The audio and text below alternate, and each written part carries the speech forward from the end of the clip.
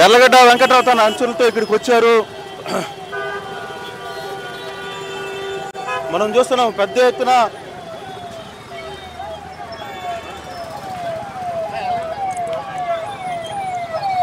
బాబు బాబు బాబు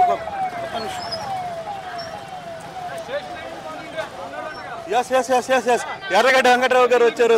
ఒక్క నిమిషం మాట్లాడే ప్రయత్నం గారు. ఇది పరాకాష్గా నేను భావిస్తున్నా.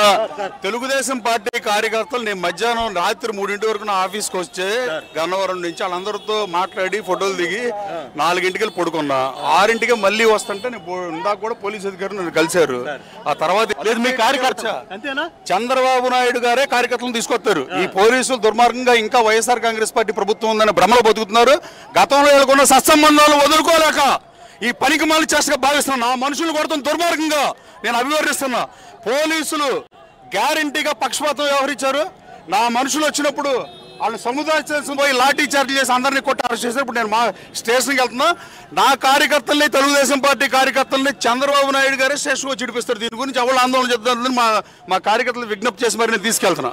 Right sir. సో ఇది మొత్తం మీద ఆయన చాలా క్లియర్గా అయితే చెప్పిన పరిస్థితి అయితే ఉంది. వెంకట్రావు ఒకటే చెప్పారు, నేను తన కార్యకర్తల్ని సముదాయించుకునే దానికోసం వస్తున్నాను. వెహికల్స్ అన్ని కూడా ఇక్కడ నుంచి తన పరిస్థితి ఒక్కసారిగా బెంజ్ సర్కిల్ సమీపంలో, అది కూడా జ్యువెలరీ సమీపంలో చూడొచ్చు.